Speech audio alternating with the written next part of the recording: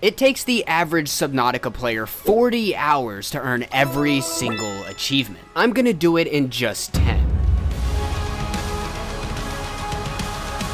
The timer starts on the press any button to continue screen and the chase is on. We gotta go fast. Hold escape. We have no time for this cutscene. We have got to go. Let's get the first achievement right here. Literally all we have to do is jump in the water and boom, there we go, getting your feet wet. That is achievement number 1 out of 17 total. And those achievements include things like exploring abandoned bases, crafting vehicles, and escaping the planet. And the next one I wanted to get was personal propulsion, that you unlock for building a seamoth. But before I could get the seamoth, I needed a sea glide. So I made a scanner and found 2 sea glide fragments over at this little shipwreck so I could make it. And sea glide, cool. Now we can really go fast. Now I need to just get the mobile vehicle bay fragment so I can actually craft the seamoth. Alright, here's the first fragment, and there's the second one right beside it. Pretty good luck. And there's the last one, cool. And now for the seamoth fragments. Hopefully we can get these fast. Alright, I'm looking around for like 6 minutes or something so far, and I'm yet to find one. Oh, there's one right there.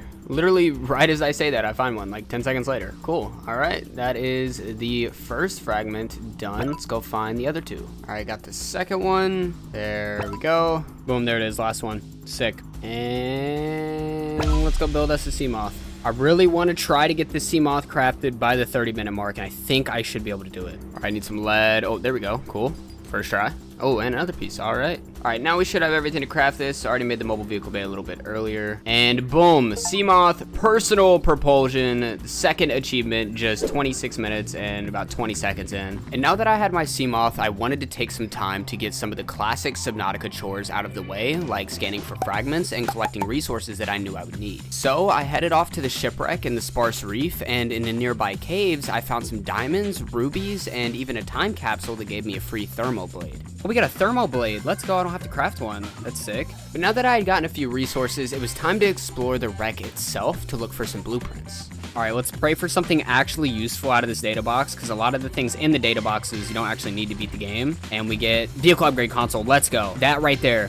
That is one of the things that we absolutely have to have. But sadly, the only other fragment I could find at this wreck that was actually useful was one singular modification station fragment, so I went out a little further to the wreck out on the Sea Treader's path. Here, I was able to find 2 Cyclops bridge fragments and all 3 Cyclops hull fragments. So, a little over 30 minutes in, I already had 2 achievements and a few blueprints for essential items that I need to 100% the game. But I wasn't done yet because I wanted to explore one more wreck over in the grassy plateaus where I managed to finish off the blueprints for both the laser cutter and the modification station before heading back to my life pod. And now I wanted to unlock our 3rd achievement, settling in for the long haul, that you get for building a habitat.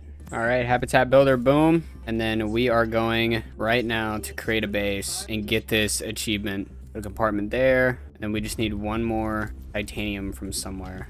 All right, we'll just take this metal salvage right here. Little pro tip, if you hold the sprint button while you're crafting, then it'll keep the menu up and you can actually just like scroll through it and get ready to craft the next item before the first one finishes. All right, I believe all we have to do is put a hatch on this thing and we should get it. Nice, let's go. Settling in for the long haul, achievement number 3. And now that we have this, there are a few things that I want to get. So there is an achievement for hatching a cuttlefish egg. But to get a cuttlefish egg, we need the alien containment facility. And then we also need a multi-purpose room. So I'm going to go get the multi-purpose room fragments. And then the alien containment. And then finally the cuttlefish egg. I decided to get the multi-purpose room blueprint from the Degassi base in the Jelly Shroom cave because not only could I get the multi-purpose room, but I could also get the ultra high capacity tank blueprint and the achievement Find the Degassi that you get for exploring the base. We're gonna go in, gonna grab this.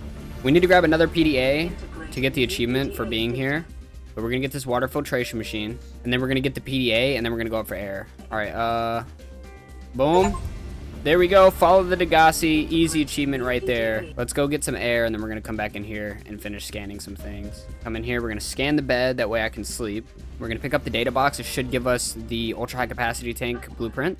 Yep, there we go. And then finally the multi-purpose room. And cool. Just over 50 minutes in, we have 4 achievements and a few pretty important blueprints that we're gonna need. But now we need to go get this alien containment facility blueprint. Okay, so I'm over here in the bulb zone, and there are a couple places the alien containment blueprint can spawn. One is right down here at life pod 12 in this data box. Let's see, and we get the repulsion cannon. Honestly, I'm still not even sure what the repulsion cannon does. I don't think I've ever made it, but that is not what we need. There should be a wreck somewhere out here. Yep, I see it. And I'm pretty sure this is like 100% guaranteed gonna be the alien containment. I don't think there are any other spawn locations for it. I just gotta find the data box.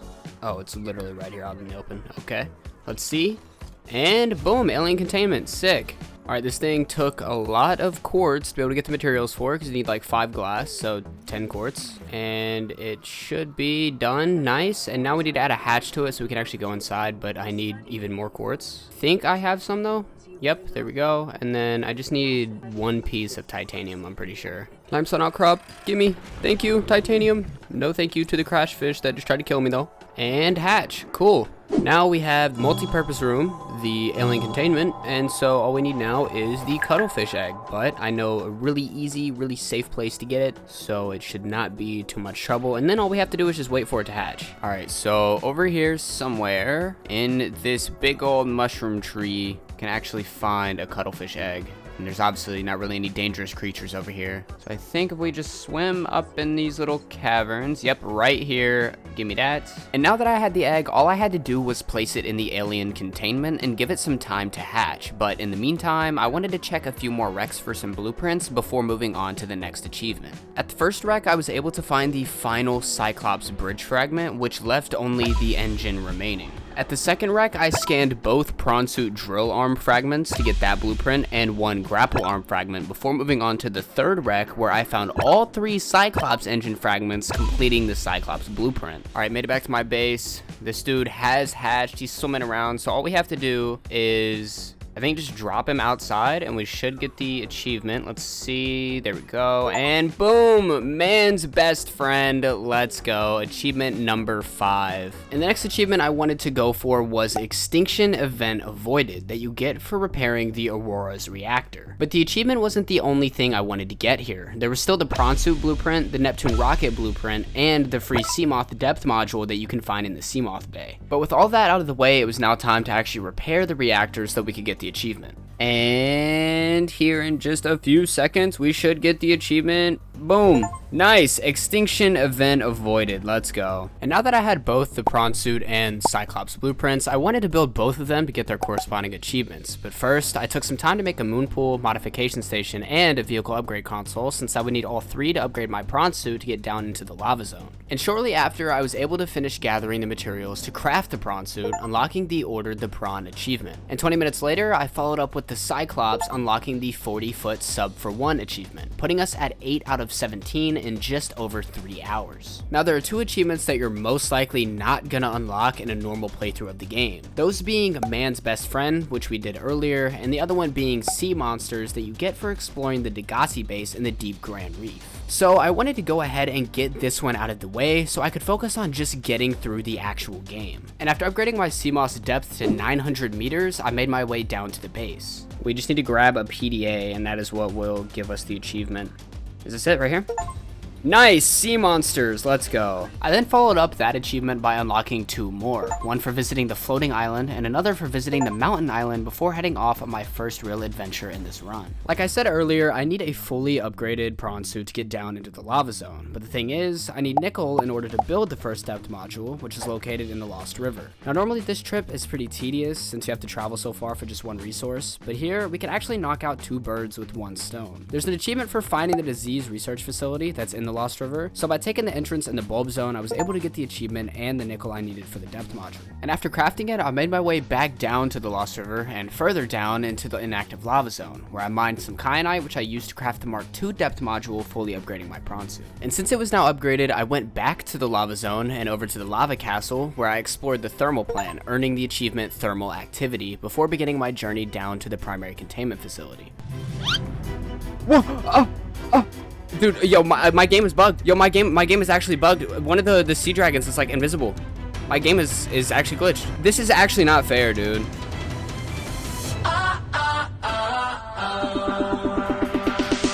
It's not fair. It's not fair. Dude, it's underneath the map. No, I'm underneath the map. Yo, this is actually like just not fair at all. I'm just trying to find the hole to go down, bro. Maybe because he's glitched, he won't be like guarding this area. Go, go, go, go, go, go, go. You don't want that dude to come out of nowhere. All right, we're here. We made it. Insert the blue tablet. Boom. We might need another blue tablet that we got to craft, I think. But we can just go back to the base and do that. And after crafting another tablet, I was able to access the Sea Emperor's Cage, where I unlocked achievement number 14, which is ironically called 14,000 Leagues Under the Sea. And that left only 3 achievements remaining, 1 for curing the disease, 1 for leaving a time capsule, and 1 for beating the game. But first up was curing the disease, and after obtaining the blueprint for the hatching enzymes, I collected the resources and crafted it at my base before using it to hatch the Sea Emperor's eggs. Nice! Optimal health. Let's go. Alright. Back up to the base we go. It's time to build us a rocket. And after about an hour of straight resource gathering and crafting random things, the rocket was finally finished. Alright, let's go. Gotta start flipping switches, turning things on. Communications array, hydraulic systems, turn on whatever this thing is, and then whatever this thing is, the life support systems. And now for the final 2 achievements. Number 1, preparing a time capsule. Alright, let's just toss some random things in there. Boom. We're getting an achievement for that? I don't know. Hello? I think we have to actually deploy the time capsule. Oh, and there we go. Leave only time capsules and go among the stars. Let's go. Launching in only 10 seconds. And that is every single achievement earned in Subnautica in just 7 hours and 27 minutes with over 2.5 hours to spare.